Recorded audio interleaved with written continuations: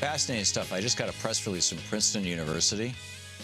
Back in 2015, about a year and a half ago, there was this giant late summer dust storm in Syria, in northern Syria. And most media outlets reported that this has got to be a battle, right? This has got to be like tanks throwing shells at each other or whatever, because you could just see it from the air. It was just like nothing but dust. Turns out it was climate change.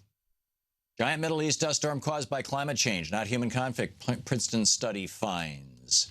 Princeton University researchers have determined that the massive late summer 2015 dust storm in the Middle East was caused by climate change and was not attributable to the civil war in Syria, as many media outlets reported.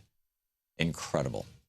Absolutely incredible. The whole Arab Spring thing, you know, when this started, we were all, oh boy, you know, democracy is breaking out.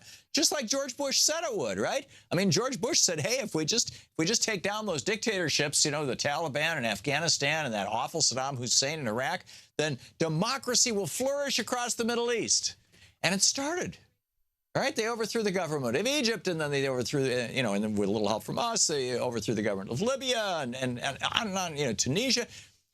Turns out, and now Syria, although the government has not been overthrown, in fact, if anything, it's been more recently solidified.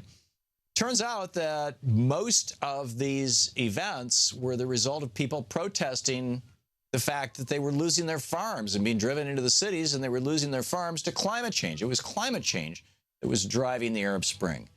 And thus, you know, you get a much better explanation, understanding of why, how, all that kind of stuff. You know, things are playing out the way they are, as opposed to just, you know, a whole bunch of people saying, oh, we want Jeffersonian democracy. Yeah, that's what we want.